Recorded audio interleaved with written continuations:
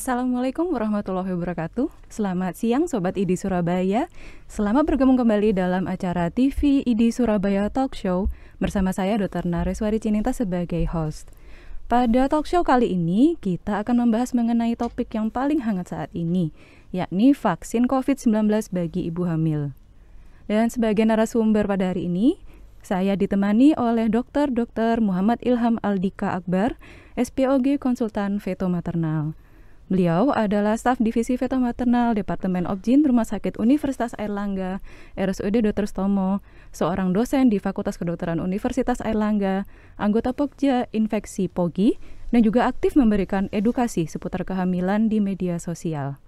Tanpa menunda lebih lama lagi, mari kita berbincang dengan Dr. Aldika. Selamat datang Dr. Aldi. Selamat datang. Iya.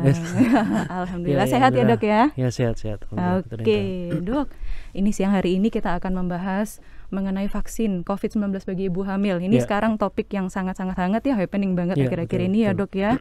Nah, sebenarnya akhir-akhir ini kita belum bisa lepas ya Dok ya dari berita yang santer mengenai kondisi hamil tapi juga mengalami COVID-19 bahkan pada saat kondisi hamil maupun melahirkan, dan sayang sekali banyak sekali berita dukanya ya Dok ya. Betul. Nah, menurut dokter bagaimana perbedaan antara kondisi COVID-19 pada kehamilan yang tahun ini dibandingkan tahun lalu Dok? Ya, terima kasih Dokter Cininta. Jadi memang kalau kita lihat pada tahun ini kita mengalami second wave ya di seluruh dunia yang disebabkan oleh varian baru ya, terutama varian of concern-nya Delta ya. Varian Delta itu dimana memang penularannya lebih cepat dan memang gejalanya juga lebih berat, sehingga memang dari ibu hamil yang terinfeksi COVID pada tahun ini sepertinya memang severitasnya lebih berat ya. Mereka mengalami gejala yang lebih berat, kemudian angka kematian juga lebih tinggi ya. Jadi kalau kita lihat di data di Dr. Stomo yang dikumpulkan oleh Dr. Ninta ya, dalam 2 bulan ini aja sudah ada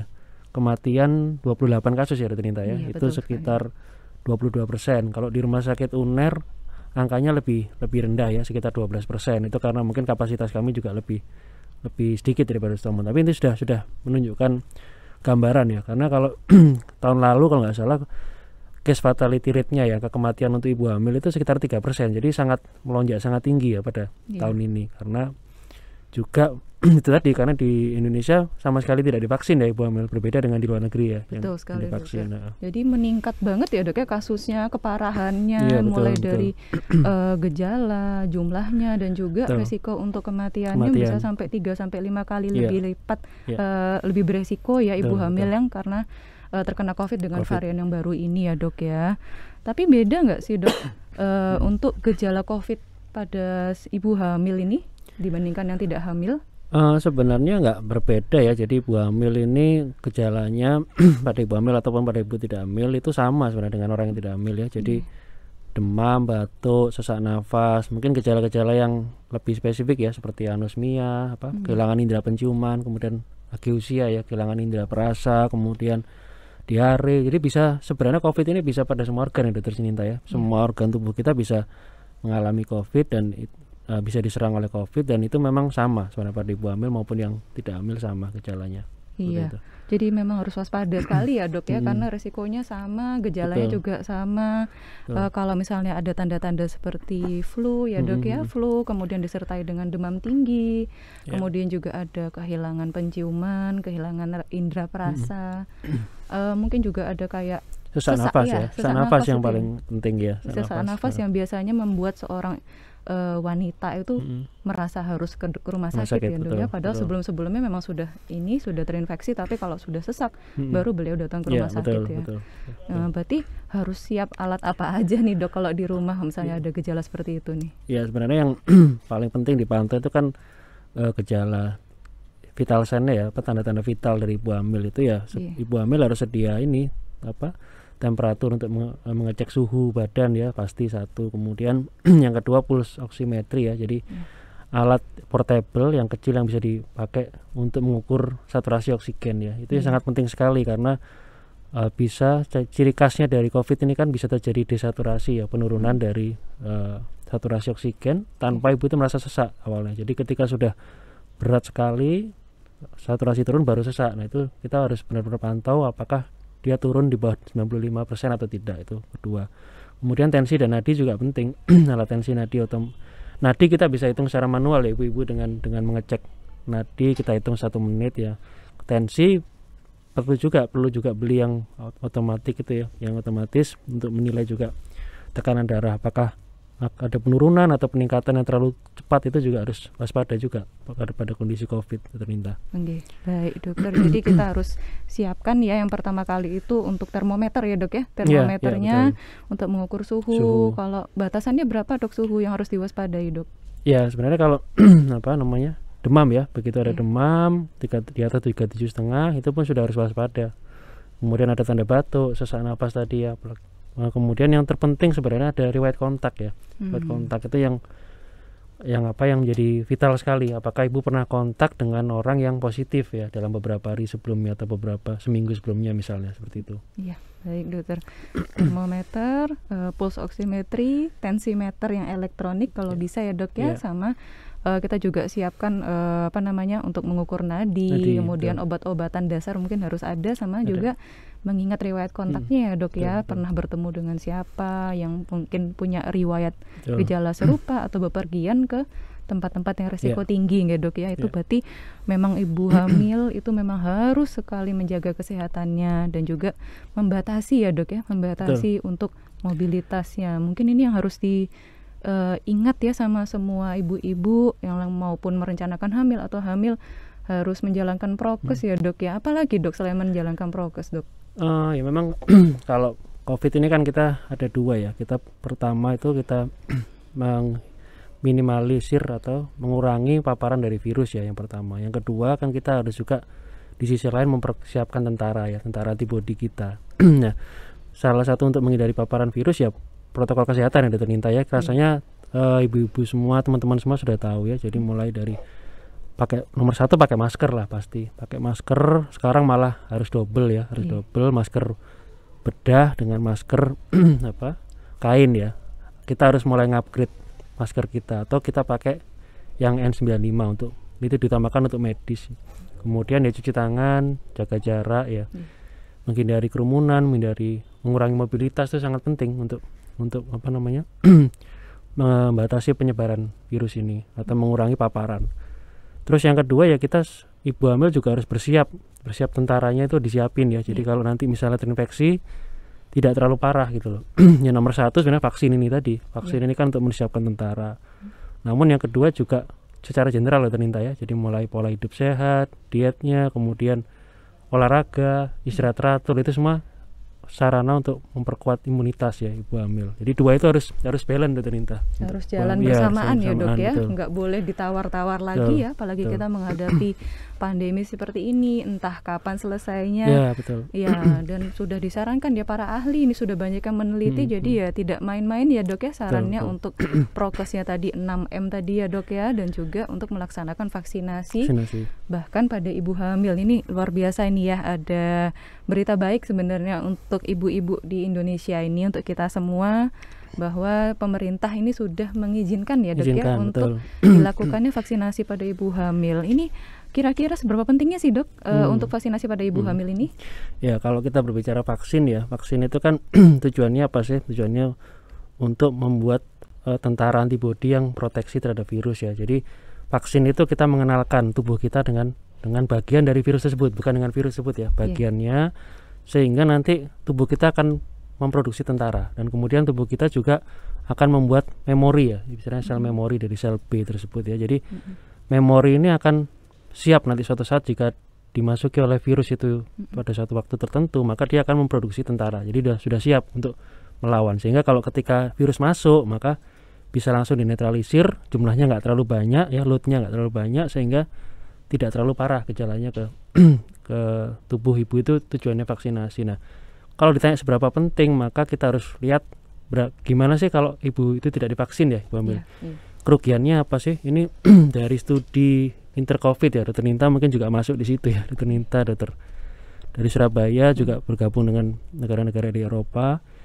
Itu bumbil yang tidak divaksin, hasil studinya sangat luar biasa ya. Jadi ibu hamil yang tidak divaksin itu risiko preeklampsianya meningkat 1,7 kali lipat lebih tinggi.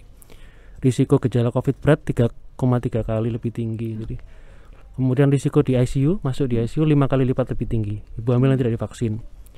Dan yang paling luar biasa risiko kematiannya 22 kali lebih tinggi. Jadi ibu hamil yang tidak divaksin itu 22 kali lipat lebih tinggi risiko meninggal karena COVID dibandingkan yang divaksin. Sehingga di sini sudah kelihatan betapa pentingnya vaksin tersebut ya untuk ibu hamil ternyata. Iya.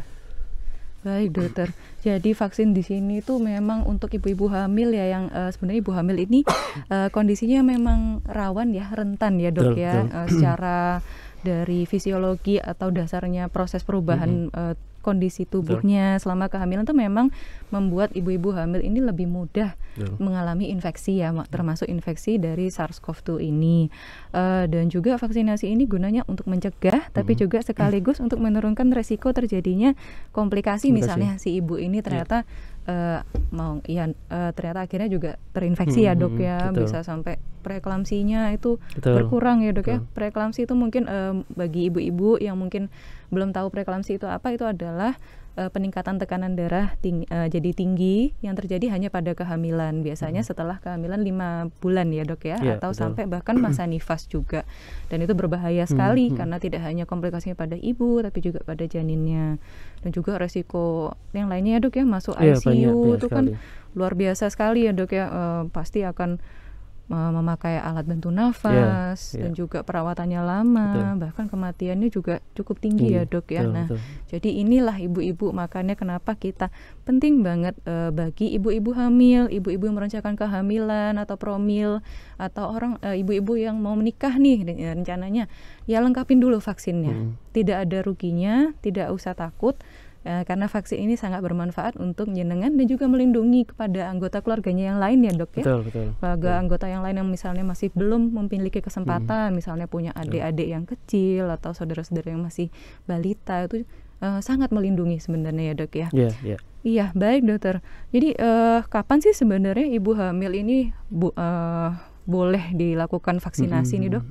Ya jadi kalau di Indonesia ya, dari Kemenkes maupun dari berdasarkan rekomendasi POGI itu usia kehamilan 12 sampai 33 minggu ya. Jadi apa sih maknanya? Jadi artinya 12 sampai 33 minggu itu adalah vaksinasi pertama, Dr. Ninta. Vaksinasi pertama diharapkan pada periode 12 sampai 33 minggu.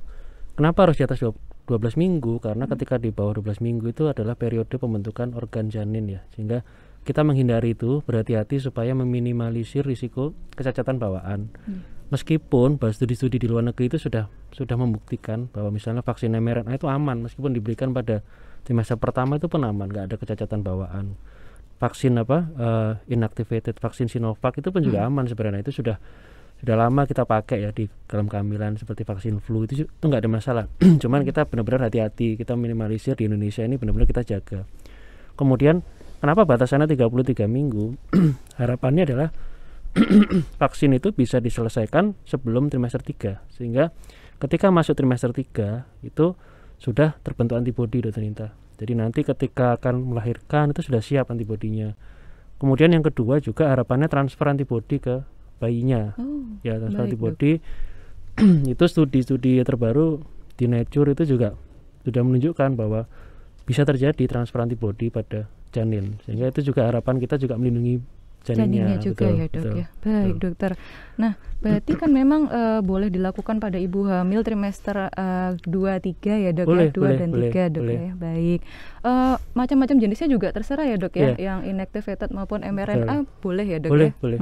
Jadi mungkin saya tambahkan dikit dok Ninta. Vaksin tersebut kan 33 minggu ya, tapi apakah boleh diberikan lebih dari 33 minggu? Boleh.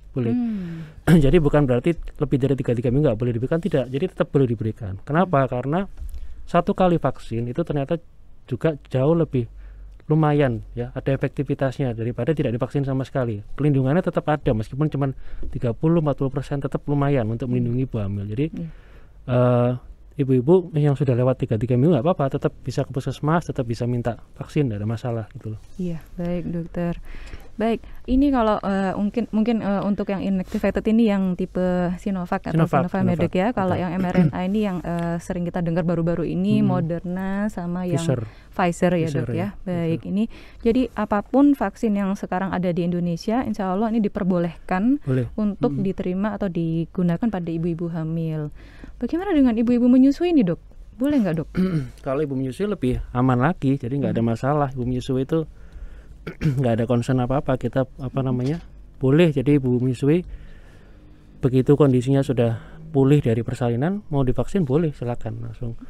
Dan memang yang menarik juga studi terbaru Dr. Ninta bahwa antibodi itu didapatkan pada ASI ya. Nah, antibodi dari COVID itu didapatkan pada ASI, tapi virus vaksinnya tidak didapatkan. Jadi sehingga ASI-nya itu bisa melindungi dari COVID pada janin, harapannya ya begitu. Jadi di 2 tahap ya dok ya. Kalau misalnya diberikan misalnya pada ibu-ibu yang 33 minggu atau setelahnya, itu dari ibunya itu sudah terbentuk antibodi. Ketika lagi hamil itu antibodinya tersebut masuk ke janin ya dok ya. Betul. Dan kemudian ketika ibunya akhirnya menyusui, antibodi yang sudah terbentuk itu juga dilewatin dari air susu ibunya dan akhirnya dikonsumsi oleh bayinya.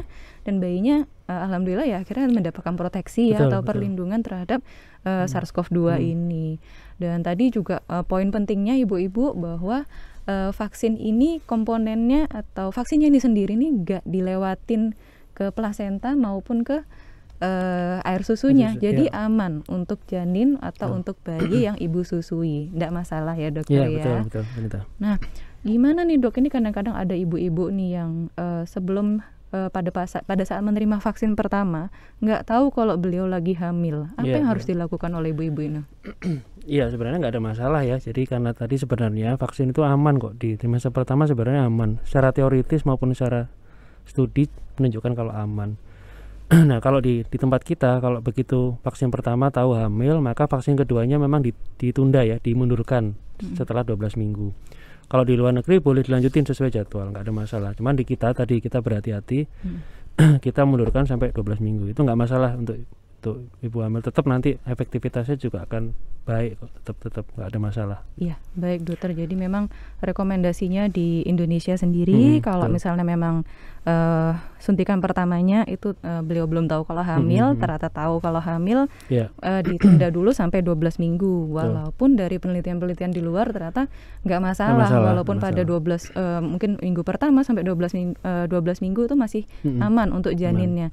Apapun jenis vaksinnya ya dok ya? Iya. Jadi memang yang sudah ada studi pada manusia itu kan mRNA vaksin ya, Pfizer dan Moderna itu sudah dipublish juga Dr. Cininta, V-Safe studi namanya ya, itu jumlahnya 35.000 ibu hamil ya, dan itu memang hasil penelitiannya sudah jelas tidak ada risiko cacatan bawaan, tidak ada risiko dari lahir prematur, kematian janin dalam rahim, itu semua tidak meningkat risiko. Jadi sebenarnya aman. Di trimester itu diberikan pada trimester pertama. Nah, mungkin yang belum ada data resminya kan Sinovac ya. Jadi kita masih menunggu sebenarnya Sinovac. Tapi secara teoritis ya aman dia. Iya, apalagi karena mungkin ya yang tipe inactivated virus kayak Sinovac ini kan sebenarnya sudah teknologi lama ya dok ya. Iya, betul. Biasanya ibu-ibu mungkin pernah dengar kayak vaksinasi influenza gitu kan. Vaksinasi influenza kan diperbolehkan ya, diberikan bersama kehamilan dan tidak ada resiko untuk ibunya maupun pada janinnya. Nah, ini ada pertanyaan bagus nih dok. Ini gimana kalau misalnya pada AstraZeneca dok? AstraZeneca ya. Jadi memang pada AstraZeneca itu Kemenkes tidak merekomendasikan ya, tidak di surat edarannya tidak muncul AstraZeneca.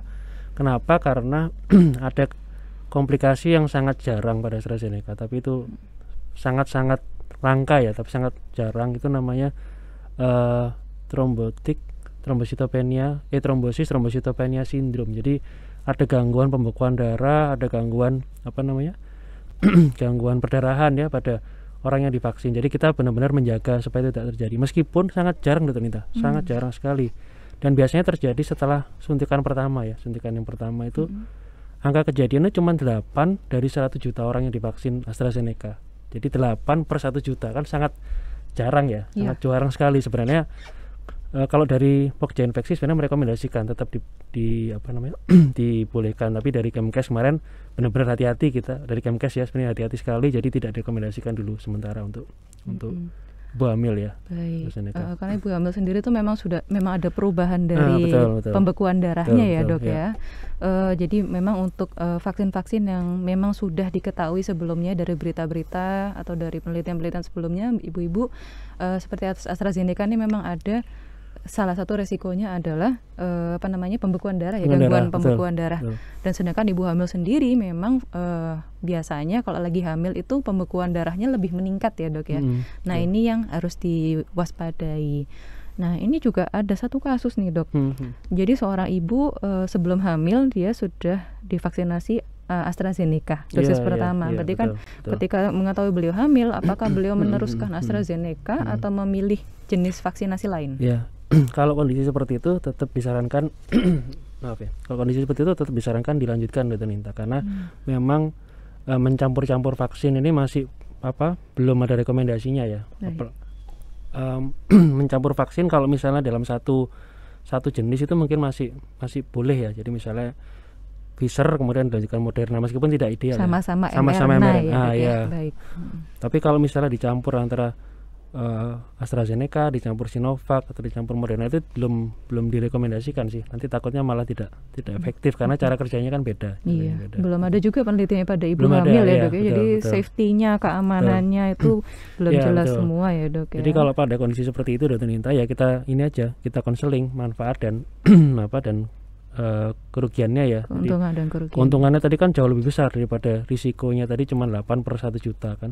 Itu nanti kalau ibu-ibu ada kondisi seperti itu bisa konsultasi dengan dokter ya nanti untuk memberikan rekomendasi, Dr. Ninta. Kondisi khusus itu. Iya, betul sekali, Dokter. Iya, bahaya sekali ya kalau misalnya kita tidak mengetahui resikonya terus kita langsung loncat saja ya. Nanti kan tidak tahu apa yang akan terjadi. Nah, ini kira-kira dari semua ibu hamil ini ada kondisi-kondisi khusus nggak, Dok, yang harus mendapatkan vaksinasi duluan nih misalnya nih, Dok? Ya, jadi sesuai rekomendasi POGI ya atau dan Kemkes juga itu ada kelompok prioritas, ternyata. Kelompok prioritas itu adalah orang-orang yang risiko paparannya tinggi ya, seperti tenaga kesehatan, paparan virusnya tinggi, atau orang-orang yang jika terinfeksi akan kira-kira sakit berat ya. Jadi ibu-ibu hamil dengan penyakit penyerta ya seperti hipertensi, diabetes, obesitas ya, usia tua di atas 35 itu mereka harus menjadi prioritas untuk baik, Dokter. Selain itu juga nggak ada ya, Dok ya, kondisi-kondisi tertentu misalnya pada ibu-ibu yang punya alergi atau punya sakit asma misalnya, Dok, perlu perhatian khusus nggak, Dok? Atau nggak usah vaksin aja nih katanya, takut saya gitu. Betul. Jadi ada kondisi-kondisi yang memang harus ditunda, Dr. Ninta, pada vaksinasi ibu hamil itu. Pertama, kalau dia ada tanda-tanda atau kecurigaan ke arah COVID ya, dia terinfeksi COVID ya percuma kan divaksin juga. Kemudian ada tanda-tanda preeklamsia, itu ditunda dulu. Kemudian ada penyakit penyerta yang sedang aktif ya, misalnya diabetes, gulanya nggak terkontrol, gulanya tinggi, hipertensi, tensinya tinggi sekali 180, seperti itu nggak boleh. Jadi ibu harus konsultasi dengan dokter yang merawat, diobatin dulu, dinormalkan dulu, baru boleh vaksin. Atau reaksi alergi, Dr. Ninta. Reaksi alergi terhadap vaksin tersebut. Jadi misalnya suntikan pertama pernah disuntik dia alergi atau ada anafilaksi shock ya, ada gejala shock atau alergi yang berat, itu maka nggak boleh disarankan untuk ditunda. Seperti itu. Ya, harus ditunda dulu. Berarti harus kalau misalnya punya diabetes ya atau kencing manis ibu-ibu atau hipertensi, itu harus dinormalkan dulu ya untuk gula darahnya, tensinya juga dikontrol dulu dengan diet atau obat-obatan atau dengan olahraga. Yang pasti tidak boleh pada saat gula darahnya nggak terkontrol atau tensinya tinggi terus langsung divaksin. Bagaimana dengan ibu-ibu yang dengan penyakit kronis, Dok? Misalnya beliau itu punya mungkin kayak kanker atau dengan autoimun gitu, boleh nggak, Dok, divaksin? Ya, prinsipnya sama sih. Kalau autoimun tadi kalau terkontrol, misalnya dia ada ibu hamil ada lupus ya, tapi sudah terkontrol dengan obat, itu tetap boleh. Tapi kalau kanker, terutama kanker darah, itu memang harus ditunda dulu, didiskusikan, konsultasikan dengan dokter yang merawat ya. Jadi kalau pada kondisi kanker sebenarnya juga sama. Kalau dia kondisinya stabil, kondisinya baik, boleh. Tapi khusus penyakit-penyakit darah ini memang harus konsultasi dulu dengan penyakit-penyakit kanker darah atau gangguan imunologi, gangguan apa namanya, daya tahan tubuh. ya daya tahan tubuh itu harus konsultasi dengan dokter yang merawat dulu. Iya, jadi distabilkan dulu ya pada intinya ya dok ya. Iya. Baik dok.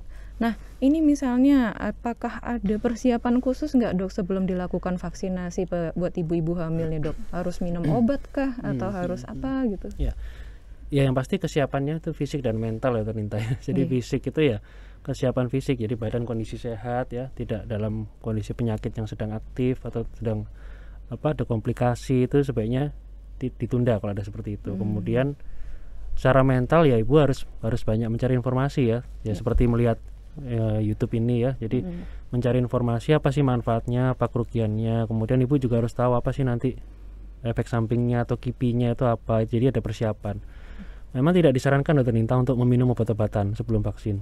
Ada studi yang ada pendapat yang mengatakan bahwa itu akan mempengaruhi efektivitas dari vaksinnya. Jadi tidak disarankan minum obat-obatan. Jadi minum obat-obatan hanya kalau ada kipi ya, ada kipi saja. Kalaupun pasca vaksin tidak ada masalah, nggak perlu minum obat-obatan.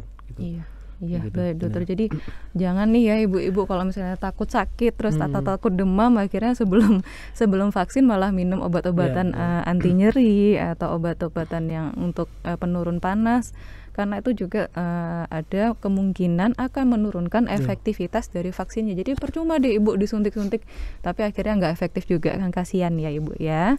Nah apakah memang harus kayak swab dulu dok sebelumnya?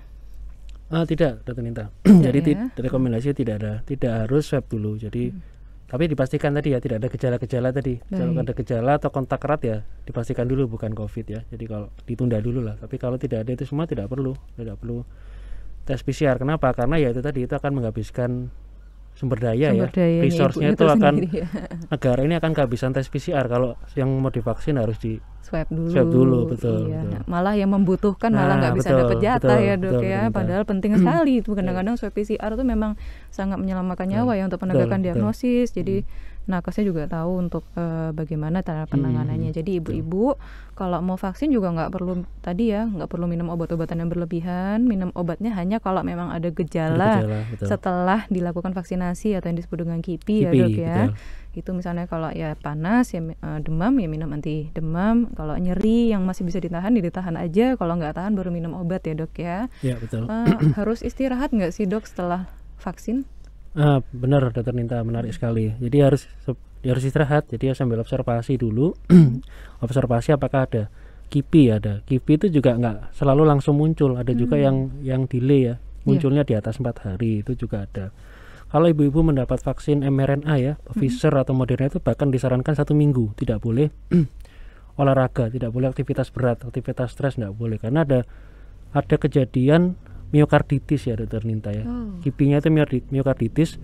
Jadi dia itu setelah vaksin banyak pada anak muda, pada usia muda. Jadi setelah vaksin Moderna atau Pfizer beberapa hari olahraga berat ya. Olahraga berat akhirnya ada serangan miokarditis, serangan heart attack juga. Meskipun itu ringan ya dan bisa disembuhkan ya. Tapi itu disarankan istirahat dulu dalam seminggu itu istirahat ya. Baik dokter. Jadi kalau misalnya aktivitasnya berat itu kayak olahraga, angkat berat, sepeda, lari yang heboh gitu ya dok ya, atau senam-senam yang heboh itu ya jangan ya ibu-ibu ya.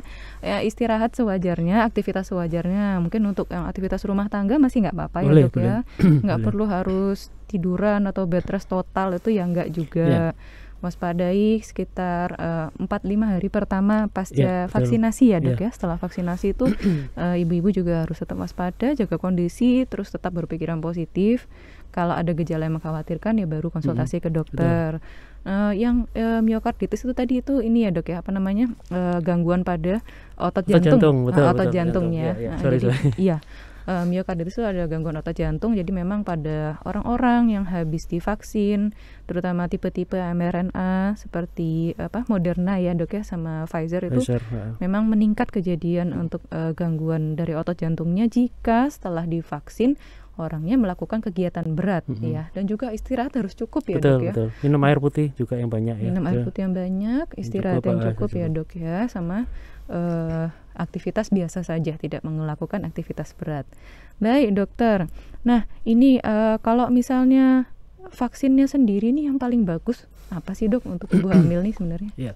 Jadi jawaban pertanyaan itu adalah vaksin yang ada, Dr. Nita. Jadi vaksin yang ada dan bisa didapat itu yang terbaik untuk ibu hamil. Nggak boleh milih-milih ya dok? Boleh milih-milih. Kenapa? Karena dari studi-studi ternyata semua bagus kok, semua bagus, semua efektif untuk mengatasi COVID berat itu efektif semua.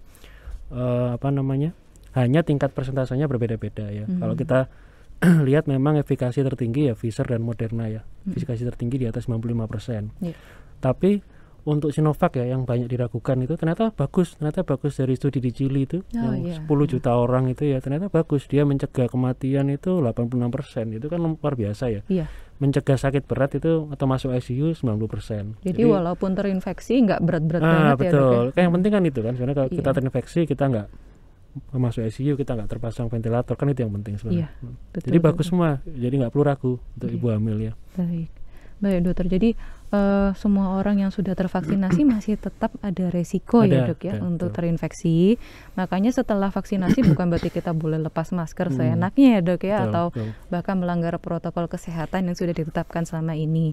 Jadi intinya dari vaksinasi ini selain untuk mencegah juga mengurangi resiko komplikasi atau perburukan jika kita terinfeksi ulang. Nah dok, ini gimana ya dok ya kalau misalnya sang ibu ini ternyata sudah terinfeksi COVID, kapan beliau harus dilakukan vaksinasi? Apakah beliau masih perlu dilakukan vaksinasi? Perlu dokter Indah. Jadi ini pertanyaan sangat menarik ya.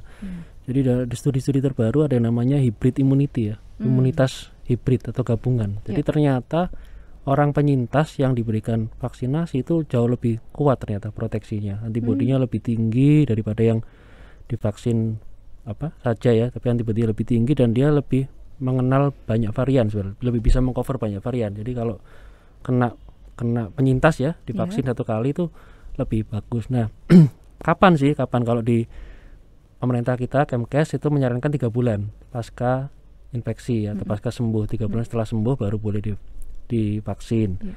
Alasannya apa? Karena dalam 3 bulan itu diasumsikan antibodinya masih tinggi.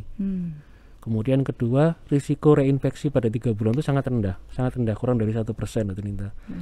Yang ketiga, ini yang problem utama sih memang karena logistik ya. Jadi karena ketersediaan vaksin di kita kan sangat terbatas ya. Jadi daripada kita memberikan vaksin pada survivor yang itu masih penyintas ya, yang itu masih relatif aman, lebih baik vaksinnya diberikan pada orang lain yang belum pernah antibodi ya dok ya. Namun sebenarnya boleh sebenarnya minta, kalau kita lihat di negara-negara maju, negara tetangga pun Malaysia itu pun juga boleh. Jadi setelah sembuh itu sebenarnya divaksin langsung boleh, nggak ada masalah sebenarnya. Secara medis nggak ada masalah. Ya baik dok. Jadi memang sampai ke depannya ini begitu banyak ya kemungkinan terjadinya mutasi pada virus SARS-CoV-2 ini. Jadi memang sangat dibutuhkan yang disebut tadi oleh Dr. Ardi adalah hybrid immunity ya dok ya. Hybrid immunity yang bisa ditimbulkan dari antibodi yang dihasilkan dari orang-orang yang sudah terpapar COVID, misalnya survivor COVID atau yang kita sebut dengan COVID survivor, itu kan memang sudah terbentuk antibodi. Kemudian ditambah lagi beliau yang sudah survivor ini menjalani vaksinasi, di mana kalau di Indonesia ini disarankan 3 bulan pasca infeksi atau pasca sembuh ya dok ya, pasca sembuh, dinyatakan sembuh. Maka antibodi yang terbentuk ini jadi macam-macam ya dok ya. Jadi beliau antibodinya ini bisa mengenal berbagai macam jenis virusnya varian dari SARS-CoV-2 ini. Varian ini sebenarnya banyak ya Bu ya. Mungkin yang tahun lalu itu didominasi sama Alpha ya dok ya. Untuk tahun ini mungkin ibu-ibu dengar ada yang varian Delta ya, bahkan ada yang namanya Delta Plus, ada yang Lambda, mudah-mudahan tidak sampai kemari ya dok ya. Karena Lambda ini ada di Amerika Selatan kalau nggak salah ya dok ya. Pokoknya di luar negeri situ, dan Lambda ini ternyata tingkat penularannya tuh jauh lebih hebat dibandingkan Delta ini, dan juga bikin derajat keparahannya juga lebih parah daripada Delta ini.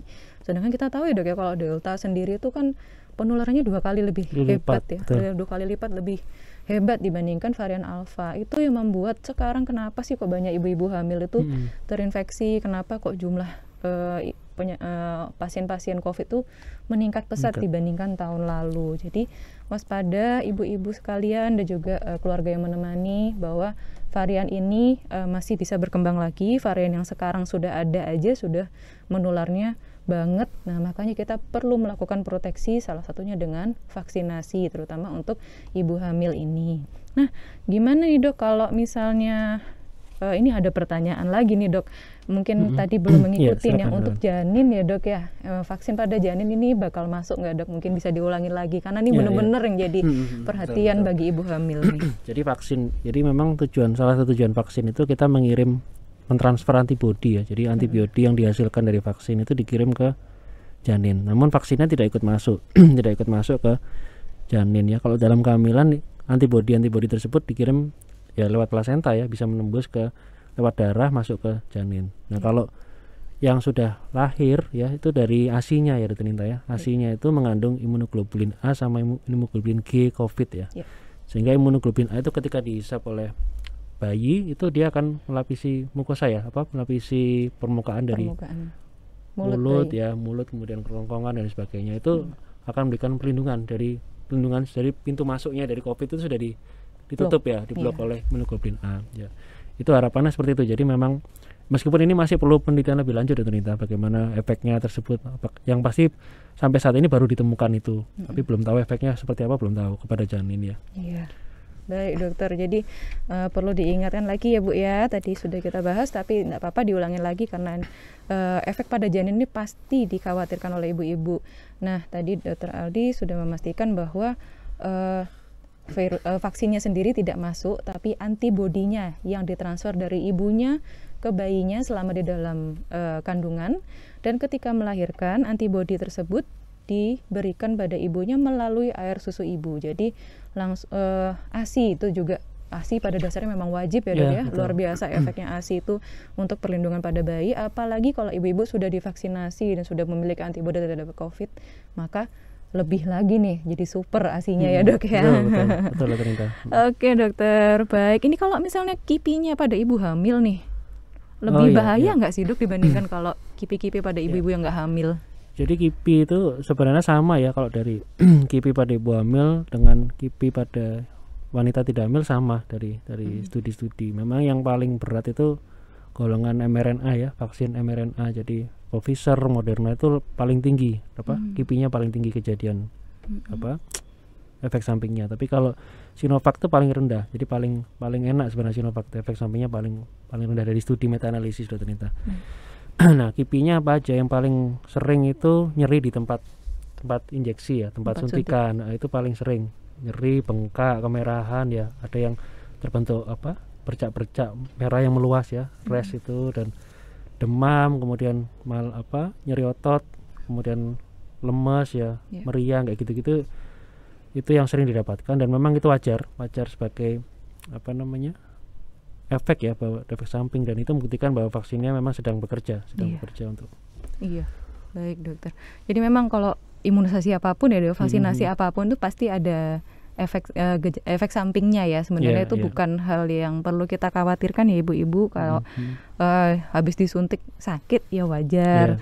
Terus ada demam itu ya artinya daya tahan tubuh ibu juga sedang bekerja, menimbulkan antibodi itu ya dokter ya. Yang kita harapkan justru itu. Cuma memang mungkin ya dok ya, kalau untuk ibu-ibu yang habis divaksinasi ini memang harus ada yang nemenin ya dok ya, supaya memonitor kondisi ibu tersebut. Kalau misalnya ada apa-apa ya langsung bisa membantu ibu dalam meredakan gejalanya atau kontak ke dokter ya terkait sama kipinya itu. Jadi memang harus ditemani ya sama keluarganya ibu-ibu ya, jangan sampai sendirian aja, jangan sampai didiamin aja kalau misalnya ada gejala, tapi khawatir berlebihan juga tidak boleh, karena sekali lagi manfaatnya lebih banyak dibandingkan kerugiannya kalau untuk ibu-ibu menjalankan vaksinasi COVID-19 ini. Nah, ini dok, banyak nih ibu-ibu atau pasangan-pasangan yang ingin merencanakan kehamilan. Baiknya kapan ya mereka vaksin?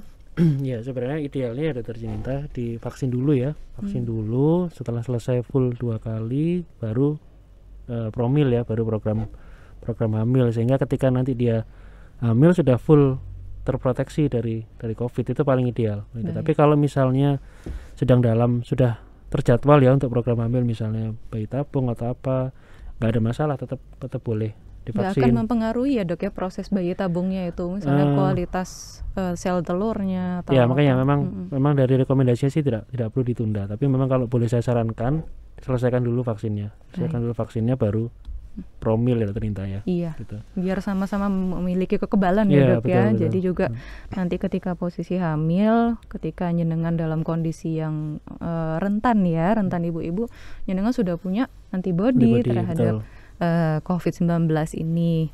Baik dokter, ini pertanyaannya lebih banyak ke arah ini ya dok ya. Kita menjawab pertanyaan-pertanyaan yang ada di YouTube ID Surabaya.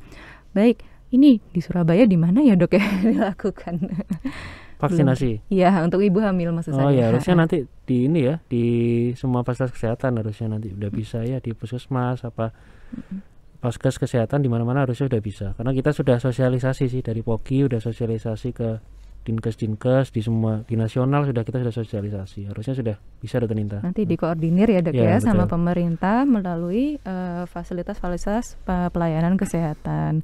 Nah ini ada yang bertanya mengenai miokarditis dok. Jadi mungkin miokarditis atau tadi yang kerusakan pada sel otot jantung itu apa sih dok gejalanya, terus gimana penanganannya dok? Yes, jadi mungkin saya nggak terlalu berani menjawab ya karena bukan bidang saya pada Dokter Ninta. Tapi memang seperti gejala miokarditis ya nyeri dada, kemudian sesak ya bertambah berat seperti itu dan terjadi beberapa hari pasca vaksinasi. Nah itu yang harus segera ke dokter kalau ada gejala seperti itu. Untuk penanganannya mungkin nanti di dokter jantung yang lebih ahli. Saya nggak berani menjawab di sini. Iya, jadi memang kalau demam atau apa tuh masih aman ya dokter ya, masih wajar. Itu bisa ke dokter penyakit dalam atau dokter umum dulu juga nggak apa-apa ya. Tapi kalau sudah gejalanya setelah divaksinasi itu adalah jenengan merasakan nyeri dada yang tidak membaik dengan istirahat, monggo langsung ke dokter jantung aja dan ceritakan ke dokter jantungnya, dok saya habis divaksin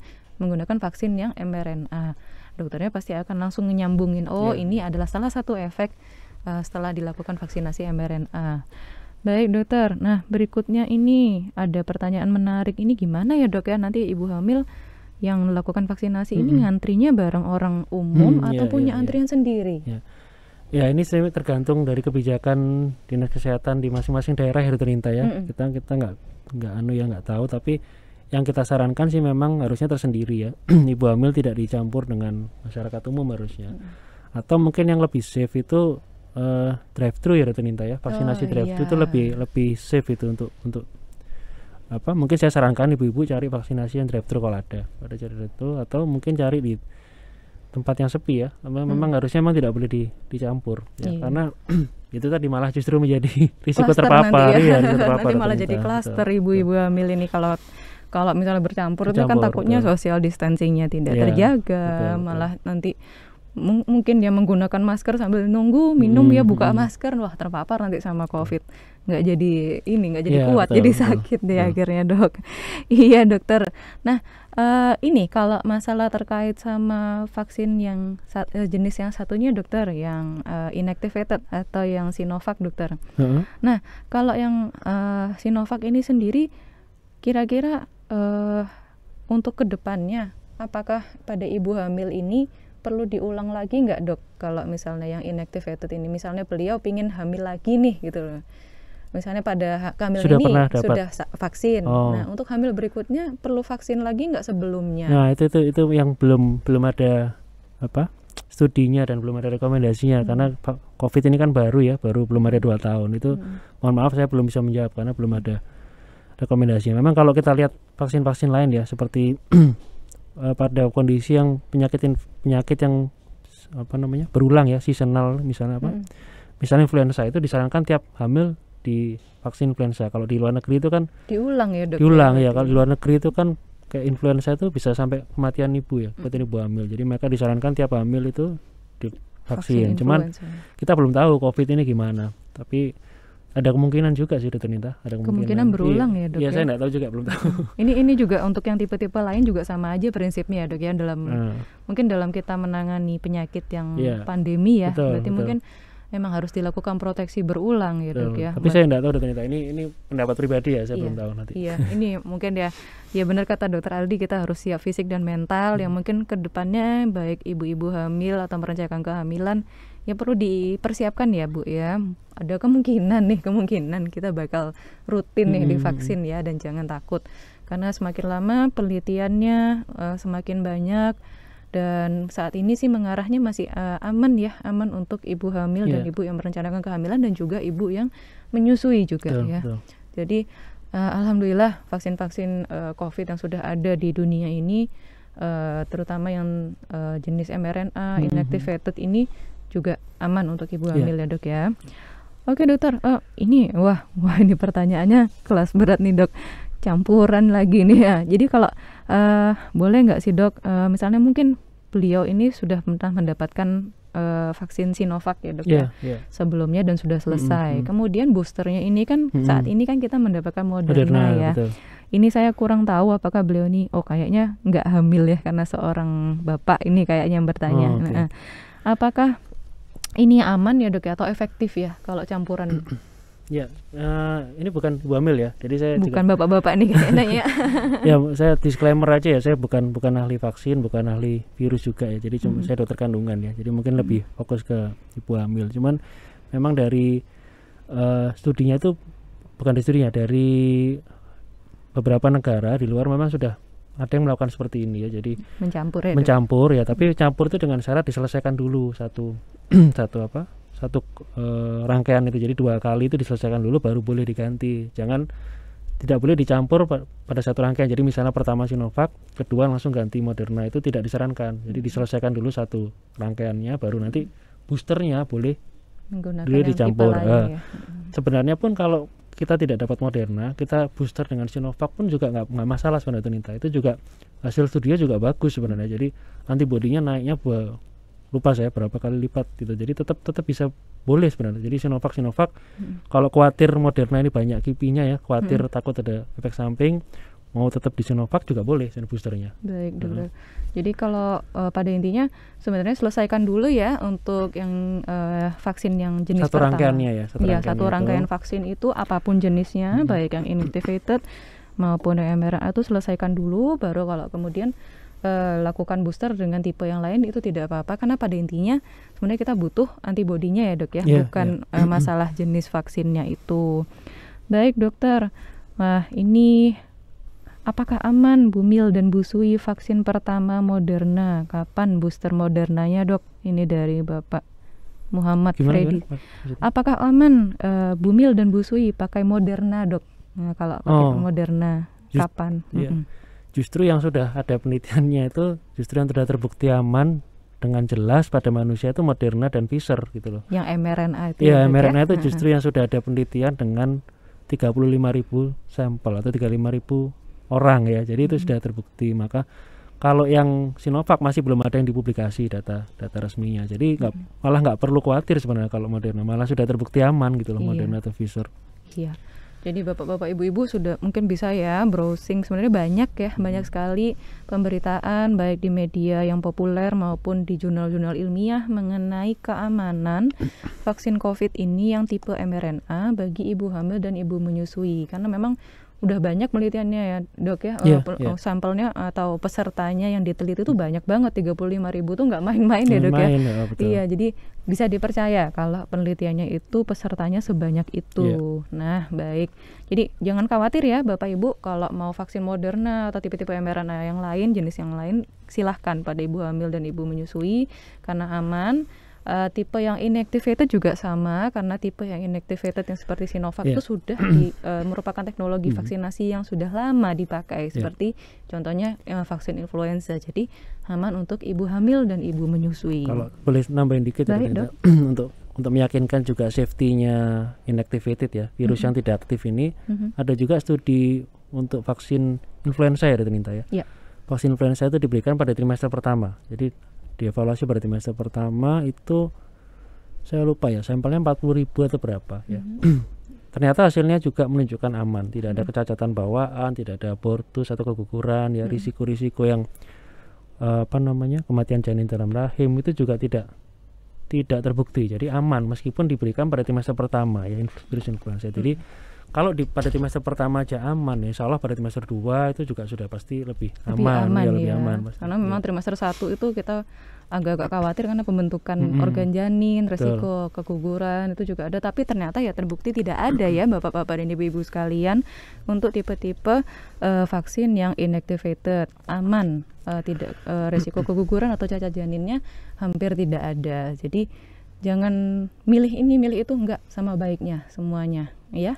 Kalau untuk yang tipe mRNA ini dok, jarak vaksin antara dosis pertama sama dosis kedua tuh berapa ya dok ya?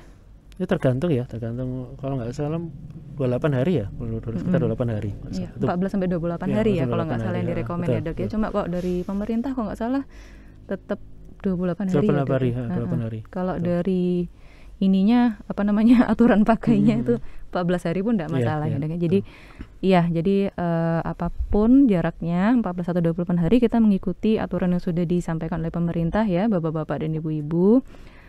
Oke, ini ada yang tentang Sinopharm, apakah sama dengan Sinovac? Pada intinya tuh sebenarnya sama ya dok ya, inactivated juga, cuma beda produsennya aja, beda pabrik aja Bu. Jadi nggak ada yang lebih bagus. Jadi intinya sebenarnya tidak ada vaksin yang lebih bagus, mana yang lebih bagus, enggak. Yang kita butuhkan adalah jenengan divaksinasi dengan tipe apapun, yang penting terbentuk antibody ya dok ya. Ya betul. Baik dokter, nah sebagai penutupan nih, kira-kira dokter punya pesan apa kepada para ibu-ibu dan bapak-bapak yang mendengarkan saat ini?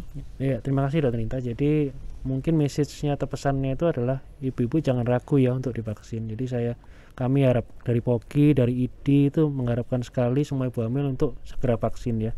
Meskipun justru ibu-ibu dengan penyakit penyulit itu malah harus vaksin ya. Tapi konsultasi dulu dengan dokter yang merawat, kondisinya sudah stabil, ya itu baru boleh vaksin. Harapannya dengan ibu-ibu hamil vaksin maka akan terlindungi ibu maupun janinnya sehingga nanti bisa melahirkan dengan sehat ya, Dokter Nita, sehat dan selamat gitu. Terima kasih Dokter Nita. Iya, terima kasih. Dan juga ibu-ibu menyusui ya dok ya, ibu-ibu menyusui lagi menyusui vaksin tidak masalah karena ya itu tadi proteksinya melalui air susu ibu. Air susu ibu. Selain dia juga ada komponen anti alerginya untuk bayinya, dia punya peningkatan daya tahan tubuh untuk bayinya, tapi juga ternyata dari penelitian ibu-ibu yang divaksinasi itu menurunkan antibodi terhadap COVID ke bayinya melalui air susu ibu. Jadi jangan khawatir ya Bapak-bapak dan Ibu-ibu sekalian, semoga penjelasan dari Dr. Aldika ini mengurangi keraguan-raguan para Bapak Ibu dan Bapak Ibu sekalian untuk mendapatkan vaksinasi COVID, terutama ibu-ibu yang sedang hamil, merencanakan kehamilan dan juga sedang menyusui. Vaksin sambil menjalankan protokol kesehatan yang betul. 6M jangan lupa ya protokol kesehatan jangan lupa. Tetap utamanya protokol kesehatan yang 6M sambil ditambahin dengan vaksinasi. Mari kita lindungi ibu-ibu yang rentan ini ya dok ya. Ini kita kewajiban kita untuk melindungi ibu-ibu dan juga keluarga-keluarga kita atau kerabat-kerabat kita yang mungkin masih belum bisa mendapatkan vaksin ya dok ya. Terutama misalnya kayak anak, balita atau orang-orang yang usianya lebih tua. Baik, Dokter Aldi, terima kasih atas kesediaan. Terima kasih atas pencerahan ilmunya banyak sekali. Terima kasih, sama-sama. Sehat-sehat selalu ya, Dokter ya. Insya Allah, alhamdulillah. Baik, terima kasih juga kami ucapkan kepada Bapak Ibu sekalian yang telah mendengarkan pada siang hari ini. Terima kasih kepada ID Surabaya yang telah memfasilitasi talk show pada siang hari ini. Akhir kata kami ucapkan maaf bila selama pelaksanaan didapatkan ada kesalahan dari kami. Selamat siang. Wassalamualaikum warahmatullahi wabarakatuh. Waalaikumsalam warahmatullahi wabarakatuh.